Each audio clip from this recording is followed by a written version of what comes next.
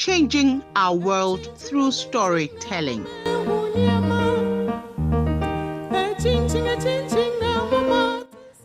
Uniquely made. Flipping the channel of the television, Berchie spotted Kweku Asante on one of the TV stations being interviewed. Kweku Asante won the spelling bee organized by the Ministry of Education. Berchie wondered why Kweku Asante always won such competitions. He concluded that Berchie was of no use. As he watched the interview, he asked himself numerous questions, most of which he had no answers to. Before the interview ended, his mother, Auntie Chewa, walked in and saw Berchie glued to the television. "Ah, is that not Kweku Asante, your classmate?" Auntie Chewa asked. "Yes, Mama, that's him. He won the spelling bee and now he's a celebrity. I'm sure many people are watching him." "Mama," Berchie began, "why is it that it's only the likes of Kweku Asante who are hailed for doing well?" Auntie Chewa had been looking for a perfect time to speak to her son. She noticed that Berchie felt inferior and had no regard for himself. She asked him to stand in front of the mirror, which he did. She continued, "Berchie, what do you see in the mirror?" "My image, Mama," he replied. "What does your image look like?" He turned to look at his mother and said, "It looks like me." His mother smiled and asked him to sit down. "Son, what is your name?" "I'm Berchie Akoto-Apente, Mama." "Great, and what's your friend's name?" "He's Kweku Asante." "Wonderful. Stretch your fingers. Are they the same?" she asked. He replied, "No, Mama," as he shook his head. "Your own fingers are not the same. So it is with every human being. We cannot all be the same. Some are fair, some are dark, others are tall while others are short. There are plumpy and skinny people too. In much the same way, human beings are different in character and destiny. You are you. Berchie, you also have something unique in you that others do not have. Are you aware of that?" "No, Mama," Berchie replied. "I need you to believe in yourself.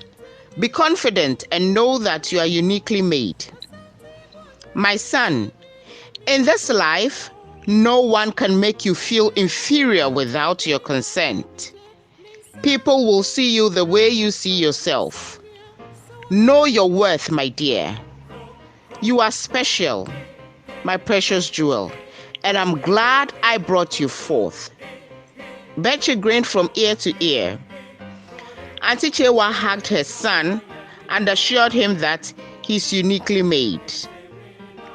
Later that evening, Berchie's father, Ejako, informed his wife that he had a call from the presidency to prepare Berchie to sing at the banquet to climax the climate change conference attended by a number of presidents around the world.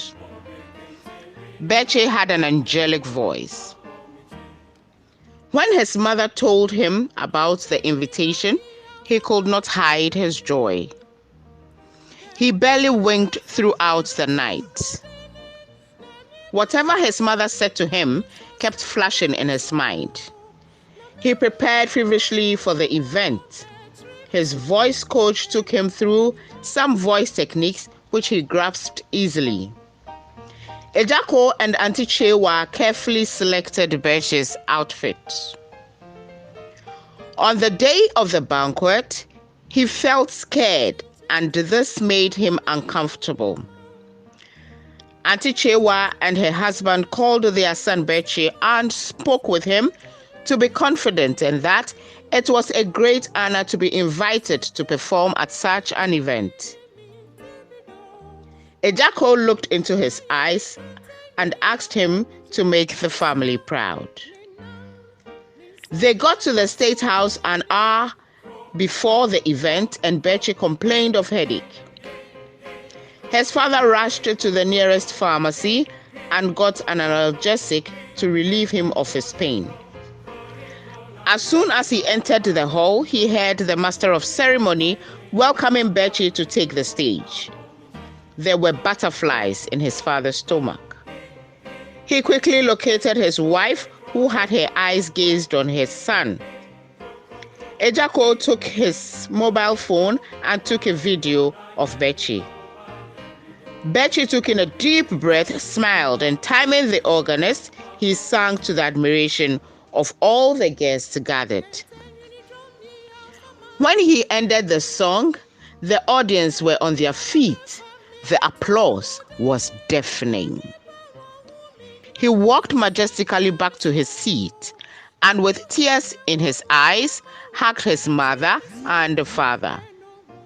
"You nailed it, son," his father said, patting his back.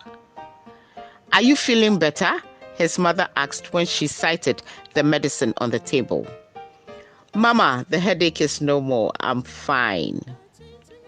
The next morning, Berchie was the headline on all social media platforms, and all TV stations aired his performance. His parents received numerous calls and messages congratulating him. He made his family proud by believing in himself. After breakfast, he whispered into his mother's ear, "Mama, thank you for reminding me that I am uniquely made. Whatever you said to me that day sank deeply." He turned to his father and said, "Papa, please, did I make you proud?" With his father's arms opened, he hugged his son and said, "Berchie Akoto Apenting, you have made me a proud father." My dear friends, believe in yourself. Be confident. No one can make you feel inferior without your consent.